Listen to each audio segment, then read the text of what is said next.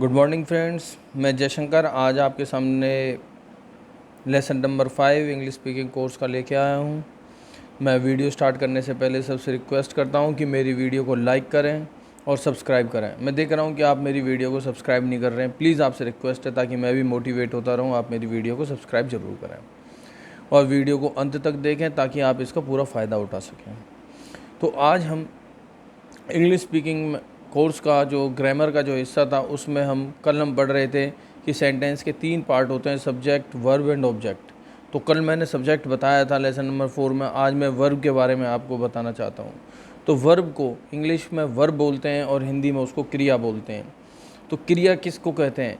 जिस चीज़ से काम करने का एक्शन, जो एक्शन होता है, the word which shows the action, वो शब्द जिससे हमें किसी चीज़ के होने का, करने का पता चलता है, उसको हम क्रिया कहते हैं। उसको हम क्रिया कहते हैं।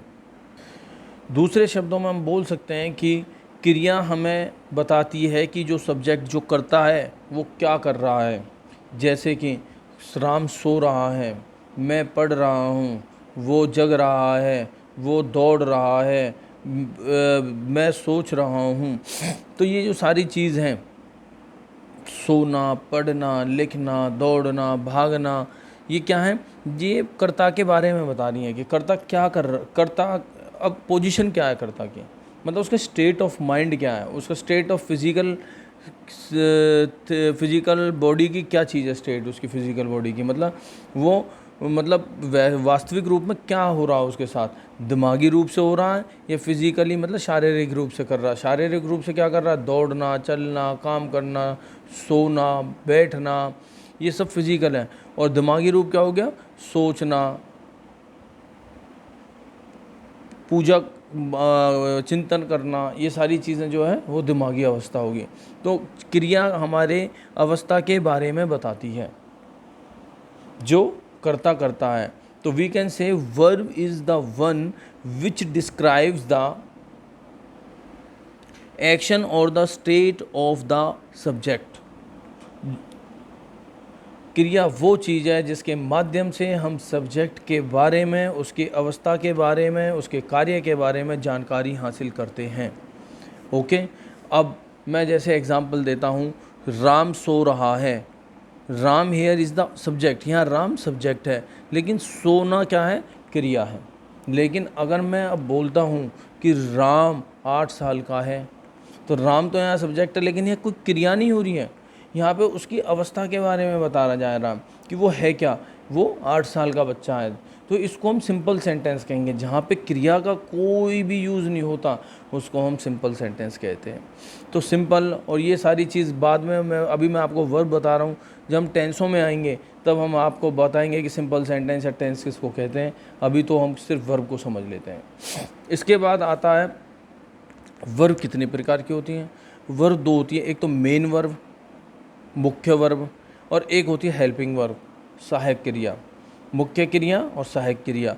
मेन वर्ब वो होती है जिससे एक्शन का पता चलता है।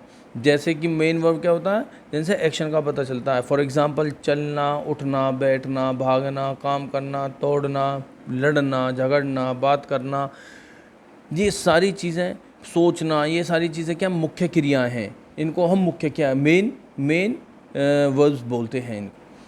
हमारे शरीर देखना, हमारे शरीर के किसी भी अंग से किया हुआ कार्य, उसको क्रिया कहते हैं। चाहे वो दिमाग हो, आँख हो, नाक से हम सांस ले रहे हैं, मुंह से खा रहे हैं, कान से सुन रहे हैं, सब कुछ हमारी क्रिया है। ठीक है। अब क्रिया, ये जो क्रिया हैं इसके भी कई भाग हैं। मेन वर्ब के भी, मेन वर्ब के first verb, second verb, third verb, या प्रेजेंट, पास्ट और फ्यूचर। मतलब इसको हम आगे बढ़ेंगे, लेकिन मैं बता रहा हूँ कि जो मेन वर्ब है, प्रेजेंट में, पास्ट में और फ्यूचर में हम इनको यूज़ करते हैं। प्रेजेंट माने वर्तमान, पास्ट माने भूतकाल और फ्यूचर माने भविष्यकाल। जैसे फॉर एग्ज़ाम्पल, वो चल रहा है, वो चल रहा था, और वो चल रहा हो, चलेगा, चल रहा था और चल रहा है। तो इसमें भी हम जो है ना, टाइप्स ऑफ वर्ब होती हैं, first form, second form, third form. तो वो हम टेंस के अकॉर्डिंग टेंस में समझेंगे, लेकिन मुख्य वर्ब को भी हम 3 पार्ट्स में डिवाइड करते हैं। इसके बाद आता है हमारा हेल्पिंग वर्ब्स। हेल्पिंग वर्ब्स वो होती हैं जो सब्जेक्ट के अकॉर्डिंग लगती हैं, जो सब्जेक्ट के अकॉर्डिंग लगती हैं और टाइम के अकॉर्डिंग लगती हैं। सब्जेक्ट के अकॉर्डिंग लगती हैं, सब्जेक्ट कैसे आई मी वी आई है, यू है, वी है, जो इसके अकॉर्डिंग लगती है, ठीक है ना। और टाइम के अकॉर्डिंग मतलब प्रेजेंट है, पास्ट है, फ्यूचर है। फॉर एग्ज़ाम्पल जैसे कि इज़ आर एम, ये हमारे प्रेजेंट में लगती है, भविष्य काल में। वाज वर हैड, ये हमारे पास्ट में लगती है, जो भूतकाल होता है। और विल और शैल का प्रयोग हमारा फ्यूचर में होता है। तो और जैसे कि हम आई ही और शी के साथ इज़ का लगाते हैं, इट के साथ इज़ का लगाते हैं, आई के साथ एम का लगाते हैं, यू के साथ आर का लगाते हैं, ठीक है ना। ऐसे ही हम इनको यूज़ में करते हैं। तो वर्ब आप इसी को हम यूज़ में करते हैं। तो अब जैसे हम प्रेजेंट में इज़ आर एम, और इज़ किसके साथ, ही और शी के, ही शी और इट के साथ। आर किसके साथ लगाते हैं, आर लगाते हैं यू के साथ, वी के साथ और दे के साथ। जो आर हमेशा बहुवचन के साथ लगता है, इज़ हमारा हमेशा एक वचन के साथ लगता है, सिंगुलर के साथ लगता है, ठीक है ना। ऐसे ही वाज हमारा किसके साथ लगता है, एक वचन के साथ, या हम सिंगुलर के साथ लगाते हैं। और वर्ब हम बहुवचन या प्लूरल के साथ लगाते हैं। विल और शैल हमारा सिंगुलर के साथ और शैल हमारा प्लूरल के साथ लगता है। तो मैं आशा करता हूँ आपको मेरी वीडियो समझ में आई होगी, अच्छी लगी होगी। इसको लाइक करें, शेयर करें और सब्सक्राइब करें।